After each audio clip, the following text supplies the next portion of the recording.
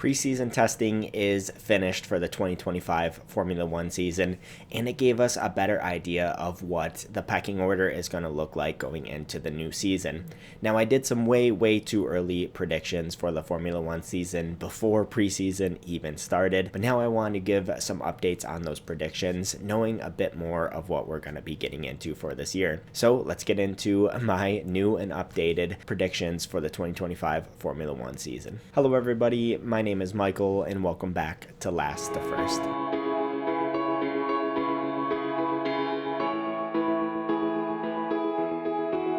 So kicking things off in P10, I'm going to go with Pierre Gasly. Now previously I did have Carlos Sainz at P10 and Gasly wasn't far off previously, but preseason testing just really cemented my feelings that Alpine might be one to watch for the year. The car maybe didn't look the fastest car in preseason testing, but it certainly looked balanced and looked to be a good car. Another team in the form of Williams just might be looking a little better potentially as a little sneak peek, and that's why I have Gasly down in 10th here.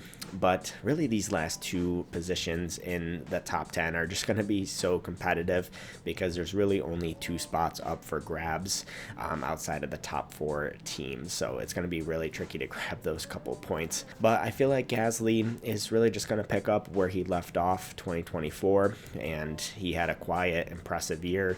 He grabbed the team from Ocon's hands and really made it his own. I don't see him having any issues holding Jack Doohan at arm's length, and even if Colapinto does wind up coming into the team, I still think that Gasly is going to be able to hold him back as well, even though it's possible it might be more of a challenge for him. I feel like Renault and Alpine are always talking a big game, but Flavio Briatore has been especially talking a big game this year, but it's just so much difficult for me or anybody to have faith in that team just given their recent history. So I think, it's going to be tough for them to maybe break into the top four, but it is looking like they might have a decent year, and that's why I'm going to have Pierre Gasly at P10. Now for P9, I have Carlos Sainz. Previously, I had him a bit higher and had Kimi Antonelli at P9, but with how good Mercedes is looking, I think it's going to be tough for Sainz to get much higher than 9th. I did really want to put him higher in my predictions after preseason testing because Williams is looking to be a good car, but I think it's just still likely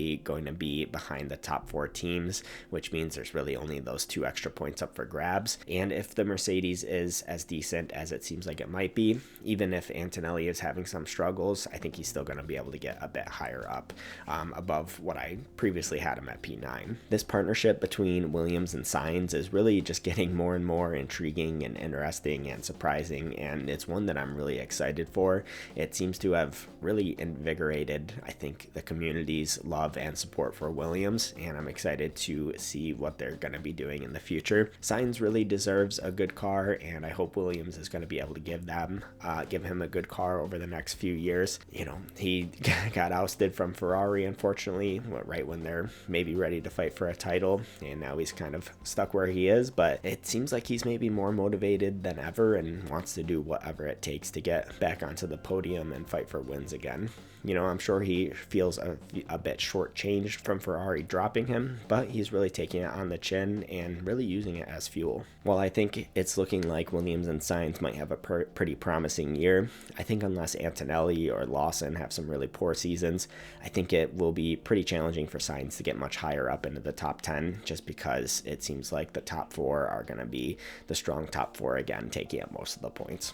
Next up for P8, I have Liam Lawson. Previously, I had Pierre Gasly, but it just seems like the Alpine is going to be a little further behind the top four. And I actually had Lawson up a little higher before, but with Mercedes looking as good as they are, I think it's very possible that Lawson might fall back down or fall down the grid a little bit to P8. The Red Bull overall just looks to be an extremely tricky car to drive, at least like it looked like it was during preseason testing, and it seemed to be pretty tricky last year, and it might be even more tricky this year, even though they're trying to round things out more. Lawson does seem to have a driving style that is more similar to Verstappen than compared to like maybe Perez or some of the other drivers had in the past.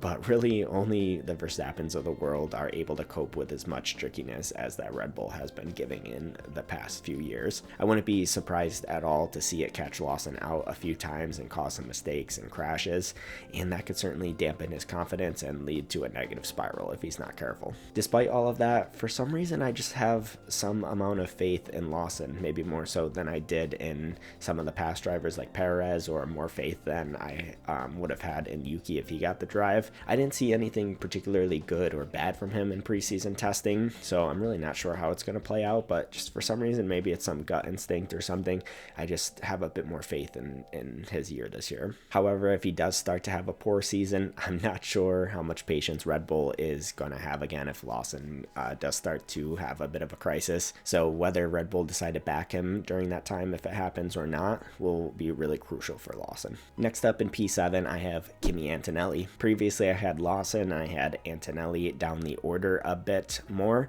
but I think that if the Mercedes is anywhere near where it looked to be in preseason testing, then Antonelli should be able to get a bit higher in the standings than I initially thought. It's tough for me to have him too much higher in the standings, just because I think there are going to be quite a few mistakes out of him, given that he is a rookie, and that, you know, even if he does have some massive highs, it might not be able to make up for all of the lows that he does have. So I think some of those mistakes might bring him down the order a bit. Testing isn't the place to show the highest peaks of a driver, so we're really yet to see that from Antonelli in Formula One, but it did show some of his rawness. His long runs compared to Russell were a bit more inconsistent, and he had a bit more struggles with the tires than Russell did, which is to be expected since he is a rookie and that was his first proper test on those tires. But yeah, we definitely saw some of his rookiness come out, and it'll be interesting to see his progression throughout the year.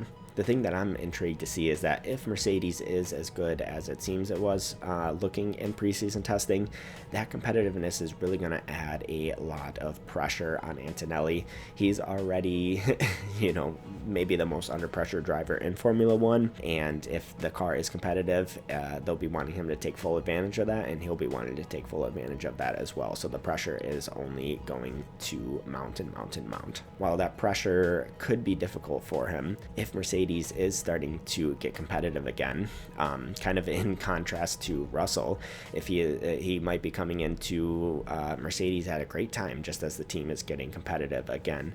Unfortunately for Russell, came just after their dominance had finished. So one way or another, I'm extremely excited to see what Antonelli can do this year.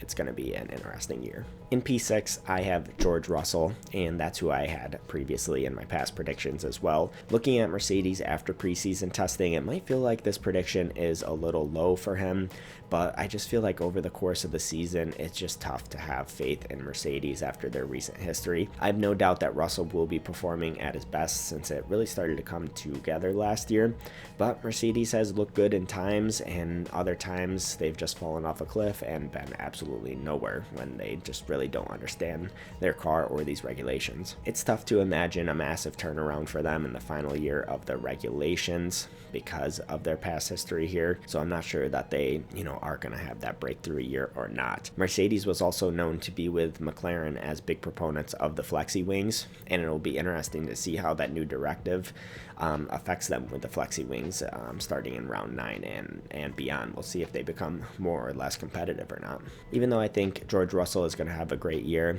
with so many false dawns that Mercedes has had, I just can't get myself to believe that this is a proper new dawn for them and not another false one. So that's why I can't have Russell any higher. In P5, I have Oscar Piastri, and I previously had Piastri in P5 as well. And I feel like this really might be doing Piastri a disservice, and it almost feels wrong putting him so down in the order because I think he is so good. But there's only so many places in the top 4, and then somebody has to be outside the top 3 or 4, of course. So I'm just having it be Piastri. I think he is no doubt extremely good, and there's all the possibility that he might have a higher ceiling than Norris, but at the moment I just think some of the drivers that I have ahead of him are just currently performing at a higher level. He really needs to make some big steps this year to be consistently performing with them. I want to see him get that more consistency this year. He had moments last year where he was outclassing Norris, but he also had moments where he went missing and Norris outclassed him. He needs to get rid of some of those missing days, and if he does, that could really vault him up the order. Qualifying was really his main struggle last year, and that caused a lot of problems for him. Having that qualifying deficit to Norris caused him to finish behind Norris more times than not. And with a grid as close as it's going to be this year, qualifying is going to be more important than ever, so he really needs to get on top of that.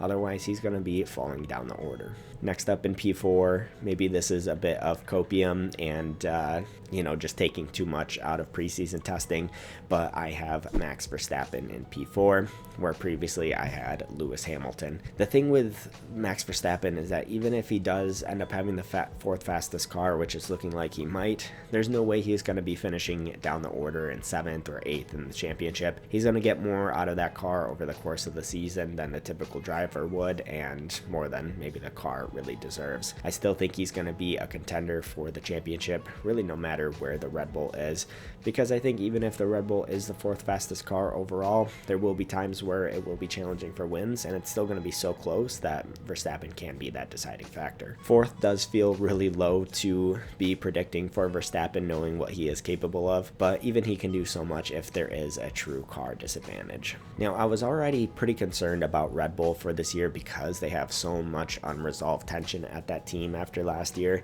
and now that they are seemingly starting on the back foot at the beginning of this season, I think all of that is going to boil up faster than I thought, especially depending on how race 1 goes. If they have a torrid start to the season, then it's not going to take long for some of that to boil up. It won't take long for the Verstappen camp to start bickering with Horner and the rest of the team, and it's just going to cause some problems I wouldn't be surprised to see. I really could envision 2025 having another implosion at Red Bull, kind of like we saw in 2024, and that'll certainly affect their on-track performance. Before we get into the top 3, if you've made it this far into the video, thank you for your support, and if you are interested, give the video a like and comment down below who you think or who your predictions are for the 2025 season. Also, subscribe if you want to see a bit more. Alrighty, going into the top 3 here. In P3, I have Lewis Hamilton. I previously had Max Verstappen, but it just feels like Red Bull is a bit behind right now, and it feels that Hamilton is really feeling at ease with the Ferrari. We still don't know for sure how he's feeling with that car or if it's going to translate to good performance, but based off of what he's saying and the vibes that he's giving, it looks like some of the issues that he's had more recently were more of a past problem, and he might be able to move on from them. The challenge is, even if Hamilton is back to more of his old self this year, it's still an incredibly tall order for him to beat the drivers that I have ahead of him. There's some really great drivers that I think are going to finish ahead of him, and they are poised and ready for a championship battle this year.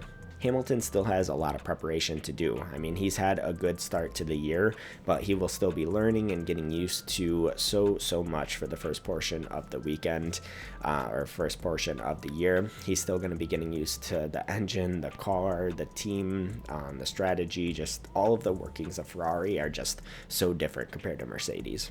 With how tight the season is going to be, if he's not maximizing every weekend because he's still getting up to speed at the beginning of the year, it's going to be challenging for him to mount a title fight. We saw last year that when Max Verstappen had that championship lead, even though Red Bull was not always the fastest car by the end of the year, he was still able to hold on to that championship just because of that advantage that he had at the beginning of the year. So if Hamilton does lose out a good bit while he's still getting used to the car, it's going to be tough for him to mount a challenge later down the line. Finding that last 10th or so in times like qualifying, it's going to take time for Hamilton to be able to do that as he's getting used to the car. And even if he is a 10th or even a half a 10th off in quali, it's going to make a big difference with how close this grid is going to be. Having him ahead of Verstappen and Piastri might feel a little questionable given his recent run of form, but if he is really feeling at ease with this car like it seems like he is, then he's going to be formidable, and we'll be seeing him mount more of a challenge by the end of the year.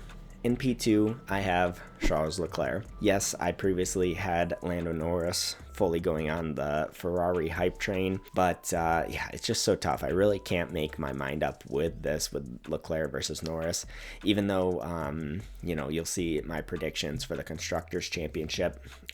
If you haven't watched that, that'll be linked down below. But it's just extremely hard to bet against McLaren after last year and after preseason testing this year. It's just difficult for me to have Leclerc ahead of him. It just seems like McLaren is in such a good spot right now. And while I think there is plenty for Norris to improve on this year, if there is a car advantage, then I think that'll mitigate some of those weaknesses. It is looking like Ferrari might have a bit of an inconsistent car after preseason testing, which is really the opposite of what is needed to win a championship, and it's going to be particularly important this year to be as consistent as possible. Even having 1 or 2 race weekends where they go missing, it could be absolutely detrimental by the end of the year, which, we did see last year. If Ferrari didn't have that mid-season wobble, then they probably would have won the championship.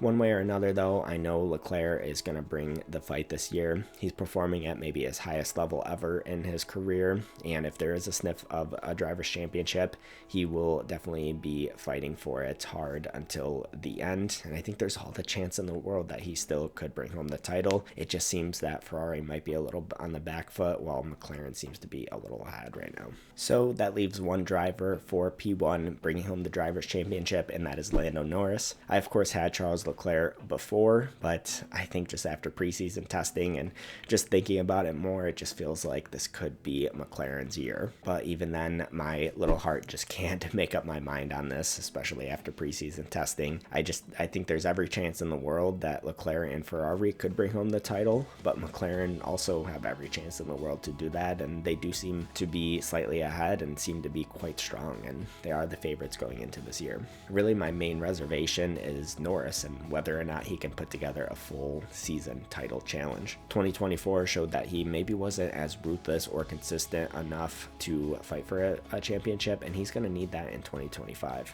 While I do have some reservations about him making that step this year, I also don't see why he can't make that step and why he can't win the title, especially with the possibility of having a car advantage. Norris has only improved in his career, and I don't see why he can't make that next step, improve some more, and really be a proper championship contender. Either way, it is going to be so extremely close, and I just hope we get a proper title fight throughout the year. And it would be so fun to see some new drivers duking it out for a championship like Leclerc and Norris. It would be so fun to see. So thank you all for tuning in. Let me know in the comments down below what you think of my predictions and what are your predictions going into the 2025 season. I would love to hear your thoughts down below. If you're interested, you can follow me on social media. I'm on X as Last to First Real, first spelled F1RST, and on Instagram as Last to First spelled F1RST. So thank you all for tuning in, and I'll see you all in the next one for the Australian Grand Prix.